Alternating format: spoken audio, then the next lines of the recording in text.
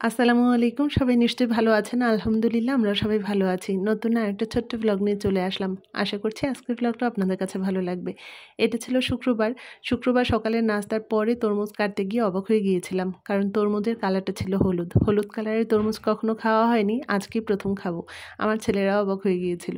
আর সেই লাল তরমুজের মতোই একই রকম স্বাদ, তবে শুধু কালারটা একটু অন্যরকম। আর এরপরে চলে আসলাম রান্না করতে। আজকে একটু পটল ভাজবো।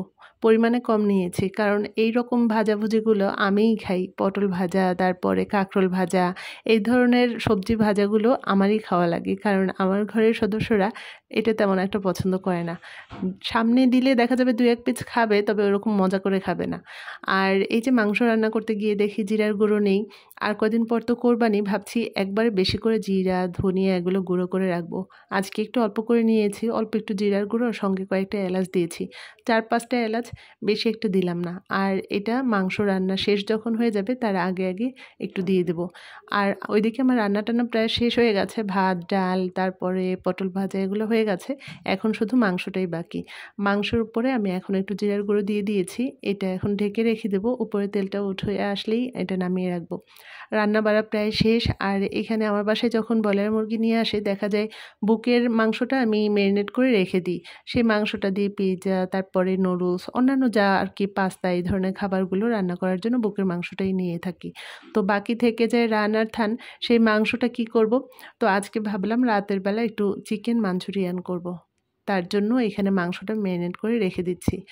আর এরপরে আমার তো গোসল নামাজ এগুলো আছেই, এগুলো শেষ করে মাংসটা ভাজতে বসিয়ে দিয়েছিলাম। আর মাংসটা আর কি এখন ভেজে রেখে দেবো, তাহলে আমার কাজটা অনেকটা সহজ হয়ে যাবে। রাতের বেলার জন্য করব তো এটা, তখন আর রান্না করতে বেশি একটা সময় লাগবে না। আর চিকেন মাঞ্চুরিয়ানের এই মাংসটা ভাজতেই দেখা যায় বেশি একটা সময় লাগে, আর মাংসটা ভাজা হয়ে গেলে এই রান্নাটা খুব অল্প সময়েই করে নেওয়া যায়। আর এইদিকে আমি টেবিলে খাবারগুলো দিয়ে দিচ্ছি। আর কিছুক্ষণ পরে সবাই নামাজ পড়ে চলে আসবে। আর এরপরে এই যে নামাজ পড়ে যখন চলে এসেছিল, তখনের ভিডিও ক্লিপ ছিল এটা। সবাই একসঙ্গে বসে দুপুরের খাবারটা খেয়ে নিলাম। এরপরে দুপুরবেলা তো একটু ঘুমিয়েছিলাম। আর সন্ধ্যার পরে আর কি মাগরিবের পরে এই যে আমি চিকেন মাঞ্চুরিয়ান করতে চলে আসলাম। আর এটা রান্না করার আগে পেঁয়াজটা একটু বেশি করে কেটে নিয়েছি। পেঁয়াজ কাটতে কার কার খারাপ লাগে বলেন তো? আমার তো অনেক লাগে। পেঁয়াজ কাটতে গেলেই চোখ দিয়ে পানি টপ টপ করে পড়তে থাকে। তারপরেও অনেক পরিমাণে পেঁয়াজ কেটেছে এখানে। তো এরপরে এই যে ভাজা মাংসটা দিয়ে দিলাম। আর এই যে চিকেন মাঞ্চুরিয়ানটা খাওয়ার জন্য যদি একটু নান রুটি হতো তাহলে ভালো হতো, তবে নান রুটির ডোটা অনেক আগে থেকে মেখে রেখে দিতে হয়, তাহলে নান রুটিটা আর কি ভালো হয়। আর নান রুটি তো এখন আর হবে না, কি করব, ঝটপট করে কয়েকটা পরোটা বানিয়ে নিলাম। পরোটা বানাতে তো আর বেশি একটা সময় লাগে না। আর আগে তো যারা আমার ভিডিও দেখতেন তারা তো জানেন যে মাঝে মাঝে শুক্রবার, আগে প্রায় শুক্রবার রাতের বেলায় বাইরে খাওয়া হতো। তো এখন আর ওইভাবে যাওয়া হয় না। তো শুক্রবার তো এই জন্য রাতের বেলা দেখা যায় ওরা একটু অন্যরকম খাবার চায়, ভাত, মাছ, এই খাবারগুলো আর ভালো লাগে না। তাই আমিও চেষ্টা করি মাঝে মাঝে একটু চাইনিজ আইটেম করার। তো আজকে এই যে চিকেন মাঞ্চুরিয়ানটা করছি, আর সঙ্গে থাকবে পরোটা। এটা প্রায় রান্না হয়ে গেছে। আর এখানে পরোটাটা আমি ভেজে নিচ্ছি। আর গরম গরম পরোটা দিয়ে মাঞ্চুরিয়ানটা খেতে মনে হয় ভালোই লাগবে। নান রুটি না হলেও পরোটা দিয়ে ভালো লাগবে।